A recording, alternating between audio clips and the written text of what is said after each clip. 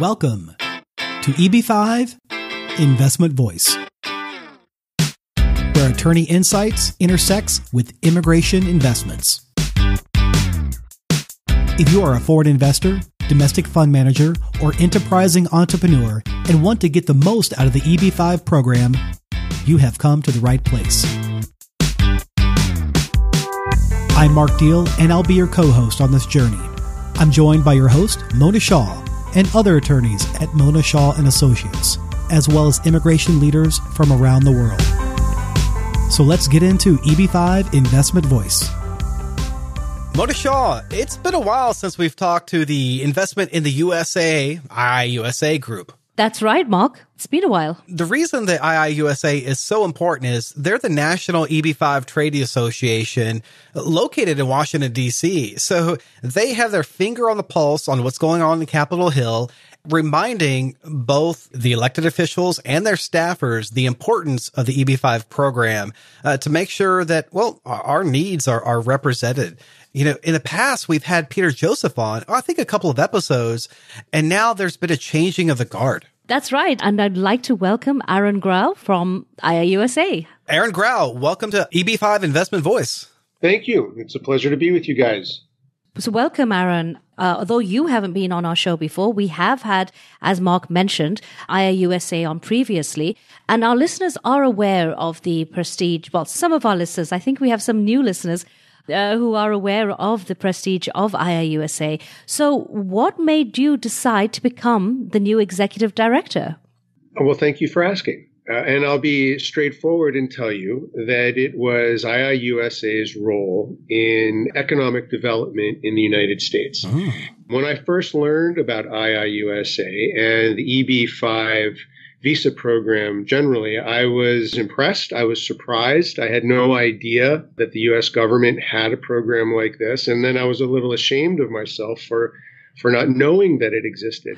That's so interesting, Aaron, because I feel that is the story across the board. I feel like even those who know it don't really know it.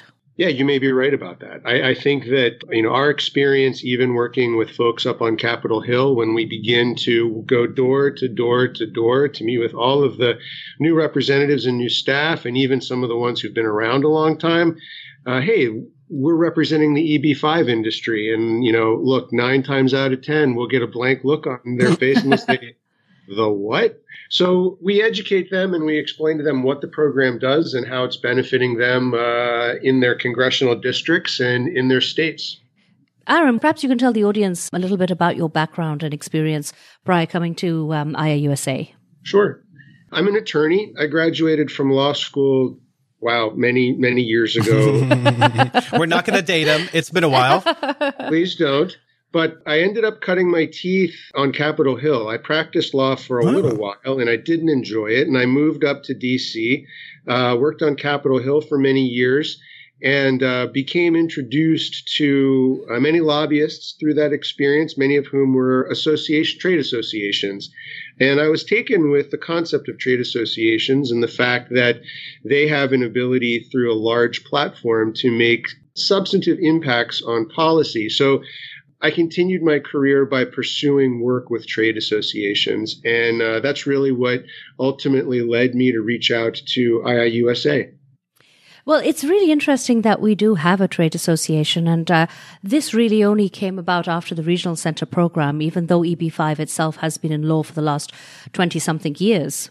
Yeah, I think it's an interesting turn of events. First, we had the EB-5 visa program, which will always be part of, we hope, will always be part of the visa immigration program. But then Congress went a step further 2 years later and established the Regional Center program, which really was a shot in the arm. It was a catalyst for the EB-5 program writ large. And it really began to focus the efforts of foreign investors in meaningful ways across the country. So it was a very productive step that Congress took, and it's a big reason why IIUSA is in existence, to protect and further and improve that program, not only for investors, but also for the communities in the United States that they benefit. Well, what is really different about the EB-5 program is the fact that it is really all in the private sector, because when you're doing citizenship by investment in other countries, it is the government which is involved. And here we have something totally by the private sector, no burden on the taxpayer.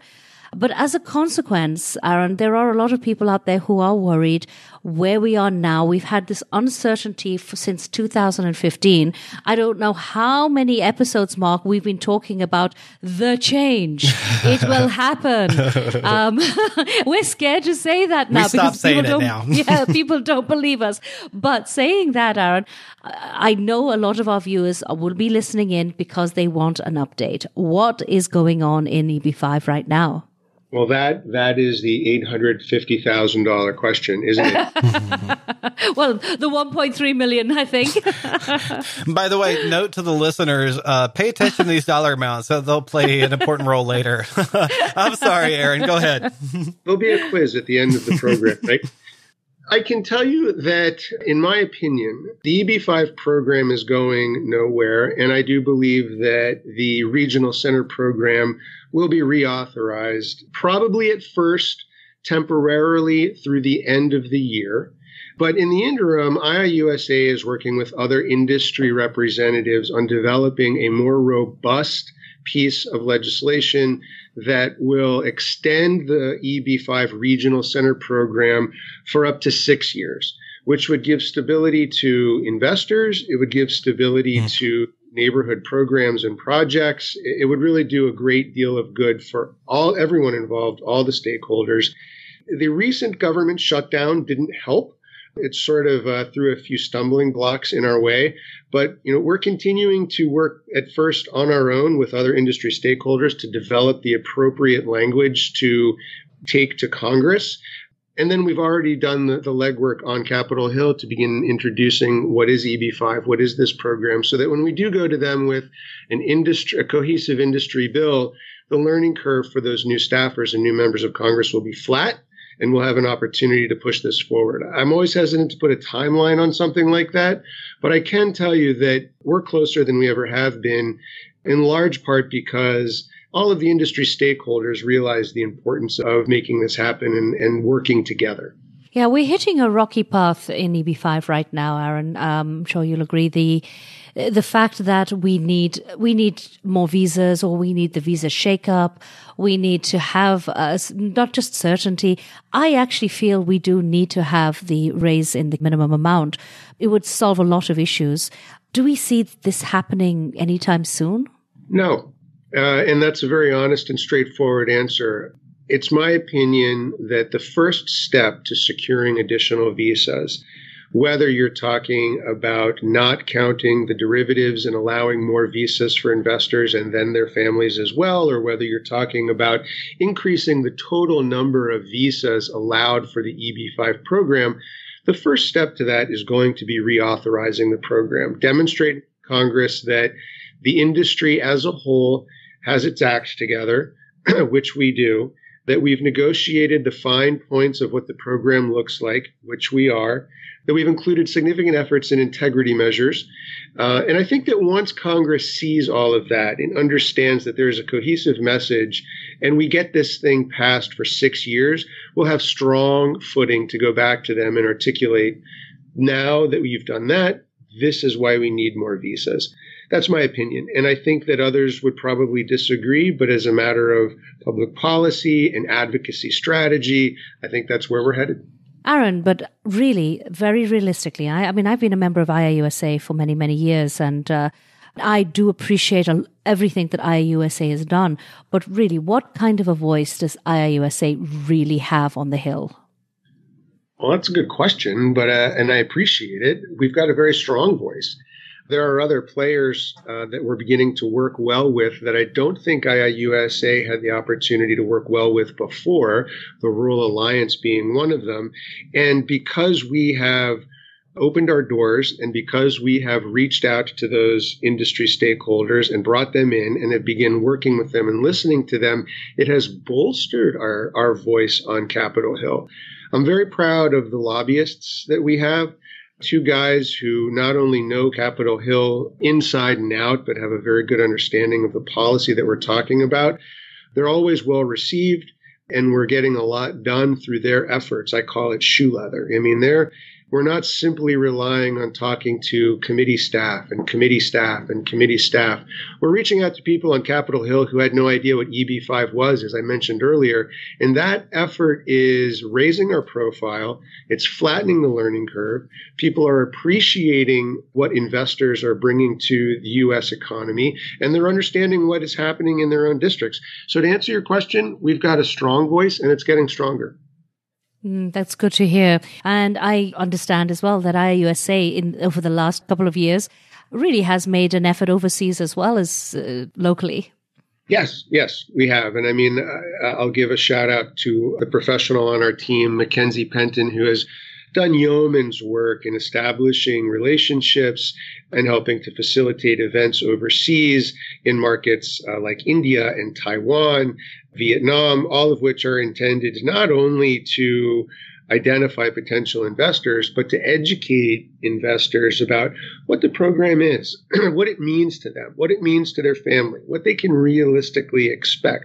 What will their money be used for? How can they expect a return? I mean, these are questions that reasonable and smart investors are asking. And so our events overseas are intended to address those concerns. What I've also found, and I've spoken with consulate members overseas, is that unfortunately there are a lot of shabby lawyers or less reputable people, I should say, who are marketing EB-5 that overseas people like to understand, or they need to know, who can we go to? Give me a credible body outside of IIUSA who aren't going to answer my questions, who I can rely on. And I think that is a role that IIUSA can definitely pick up overseas. And of course, you guys just recently even met with the head of USCIS. Yes, that was something that I think may have been done in the past, but it was some time ago.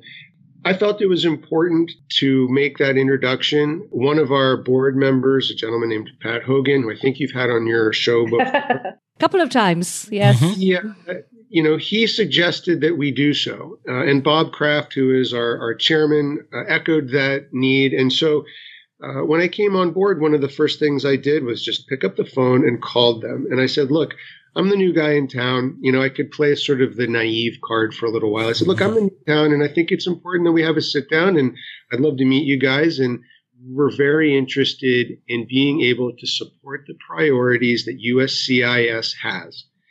Under that auspice, they were very welcoming. They said, yeah, come on in. We'd love to talk to you guys. And so when we sat down with them, they were very gracious, and they turned to me and they said, essentially, why are you here? And I said, look, we're here because we want to support your priorities. What are your priorities, USCIS? And the resounding answer was integrity. We want to make sure that this program has integrity, that the investors are protected. And I said it, but it was echoed around the table among all the board members who were there. We're with you. Let's get that done. And it's a big part of our bill that we're hoping to introduce in the near future. Thanks, Aaron. I have a request here, though. Well, a lot of our listeners are overseas, and they don't really understand how our government works. And they really don't understand what we mean by going to meet congressional staff on the Hill. So I'm going to ask you to be a little basic here and just explain for our audience sake, how can we as a body change legislation, and what does it really mean by talking to congressional staff? And should we be going to just the staff? Shouldn't we be going to someone higher? IIUSA as a trade association, of course, represents many, many, many different people within the EB-5 industry. There are regional centers, but there are also attorneys and accountants and bankers and business plan developers. All of them have a stake in the outcome of policy that helps drive the EB-5 industry. So by bringing all of those people together on the same platform or under one roof, and identifying all of the commonalities that those people want to share with Congress, IIUSA is then able to take those priorities and those messages up to Capitol Hill. Now, when we go there, who do we talk to? And why are we talking to those people? 9 times out of 10, the members of Congress, the chairman of committees or the rank and file members of Congress, are being pulled in about 1,000 different directions at once. So the most appropriate people to talk to in order to have cogent and meaningful conversations about the priorities that the association has divined are their staff. The people who are working for that member of Congress, who are in charge of advising that member of Congress or that senator on EB-5 policy. Keep in mind that a member of Congress is addressing EB-5 policy. He or she may be addressing energy policy, or they may be addressing defense policy. They're everywhere. So you want to go to Capitol Hill and you want to meet with those members of Congress's staffers who are expert in this field and share with them, hey, when you sit down and you talk with your boss, this is what the industry is saying. This is what the industry is saying is important to continue this program. And you always want to backfill that a little bit and explain to them, here's why it's good for you. Here's what's happening in your district. And so what we share with them is not only the policy positions that we feel are best for the program writ large, but we also take time to identify the ways that the policy is benefiting that member of Congress in his or her hometown, in his or her home state. So they realize that the decisions they make on policy are not just impacting foreign investors, they're not just impacting banks and regional centers, they're impacting neighborhoods and constituents that they represent. And that conversation, that back and forth conversation, is critical when it comes time for that member to make a decision about X policy about EB-5. And of course, the big one that we're focused on, extending the program. We want a 6-year reauthorization. We don't want to talk about this again for another 6 years. We want a 6-year reauthorization so we can come back to you again next year and not talk about extending the program. We want to come back to you and talk about increasing the number of visas. Yeah, but we've had a problem in the past with certain congressional members who really have not been a fan of EB-5. Notably, Senator Grassley was not a fan, rather Chairman Grassley. But right now, we do have a lot of backing. I know Senator Lindsey Graham is quite a fan of the program, along with Chuck Schumer from New York as well. Chuck Schumer, yes, the minority leader. So we do have our advocates out there on the Hill. But how do you ensure that the congressional staffers actually do share what you're suggesting, all the information with the rights people, with the senators, when you only have a few minutes to share the most important news and issues? And really, in comparison to everything else, EB-5 is such a small area. That's always a challenge. And, I would never presume to say to anybody, I promise you that this staffer will pull the senator aside and say X, Y, and Z. Now, that said, the way these conversations are held and with whom they are held, that is to say, it's not just our lobbyists that we bring to Capitol Hill to have these conversations, but we bring people from the district, from the state, who are constituents of the folks with whom we're speaking. And that makes the conversation more meaningful. It drives it home a little bit. And it also makes sure that it's not just some lobbyist carrying the message, hey, look, I'm from your hometown. That helps assure that the message is delivered. And the other way that we do it is by numbers. The more people who are able to weigh in with an email or a call or a letter, the less the staffers are able to ignore it and the less they're able to forget it.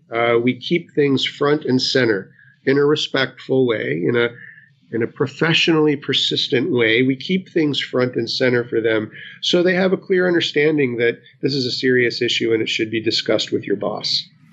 So I have a thorny question here. Some people out there, maybe regional centers and some of the stakeholders, feel that IIUSA has a certain leaning towards only one sector. Perhaps it's the middle states, the rural states, and they really don't represent some of the big cities like New York. And there are other bodies which are more for New York, etc. How would you address that?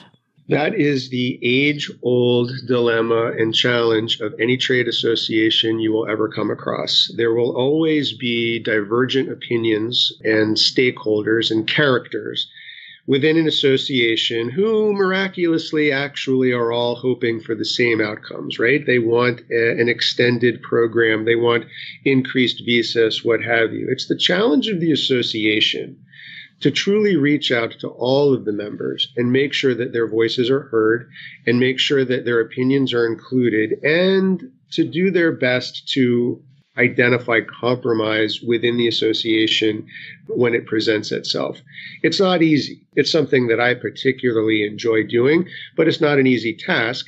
And to the extent there are those on Capitol Hill who feel, oh, IIUSA only represents rural, or they only represent urban communities, it's our job to educate them in that regard as well. We represent everybody. And to the extent a rural alliance, for example, wants to establish its own mission and coalesce there, well, we'll work with them too. We are an open door, and I think the challenge is always to simply remind people that an association by its very definition includes divergent interests. And it's our job to make sure everyone gets heard and that their opinion is included in our ultimate policy decision. Aaron, as this is your first time on our show, I have to subject you to something that I've subjected many people to before. If I gave you a magic wand for you to go bing, bing, and I was wondering where you're going with this, Mona. I was like, what is she doing? Like, oh, the magic wand. Here we go. Yeah, and you could have your wishes granted. Please share with us. What would you ask for? Well, first of all, Mona, my magic wand goes bam, bam, not bing, bing. I have my own, and I'll tell you right now, I would wave my magic wand, and I would wish for two things. I would wish, first of all, that we have a program that lasts forever. And second of all, that the number of visas is increased to 100,000. I can't see a better wish being granted than that. It would allow incredible progress for the U.S. economy, and it would allow incredible investment opportunities for foreign investors. And I can't think of anything more important than that, at least when we're talking about EB-5. Well, thank you for that, Aaron. You know, the fact that you mentioned that you want the EB-5 to be a forever program, a perpetual program, something that has, well, we'll say limited uncertainty with government organizations. Is it running? Is it not? Is it going to be extended? Is it not? Because honestly, that covers a lot of churn that Mona and I have heard for a while. You get rid of that, you get rid of a lot of the uncertainty, and a 10-fold visa increase from 10,000 to 100,000. Well, I'm sure I know a lot of visas. That's a lot of investment. It is a lot of investment, whether you count families or not. You know, we're not getting into derivatives, but he's basically saying, like, let's not cap it. Let's not stop money coming into the U.S. Let's not stop American jobs being created. Aaron, I applaud you. That's one of the best uses of Mona's magic wand I've heard. Thank you. Quite welcome. And also like to encourage the listener, whether they're involved in the EB-5 industry, or perhaps they're an EB-5 investor, or even if they work in the government or media, to check out the great work that you're doing by heading over to IIUSA.org. To find out how Invest in the USA is actively working with EB-5 shareholders to make the program better now and in the future. Again, Aaron, thank you so much for coming on our show. My pleasure. Thank you for having me. Thank you for being with us today on EB-5 Investment Voice. The topics presented in this podcast is informational in nature and is not to be taken as specific legal advice. If you have questions on the topics presented in this episode or other investment immigration needs, please contact Mona Shaw & Associates. Mona and her attorney staff can be reached at mshawlaw.com. That's mshawlaw.com. Make sure you don't miss our next episode focusing on a different aspect of the EB-5 program by subscribing to the podcast. While you're at it, leave us a rating on iTunes.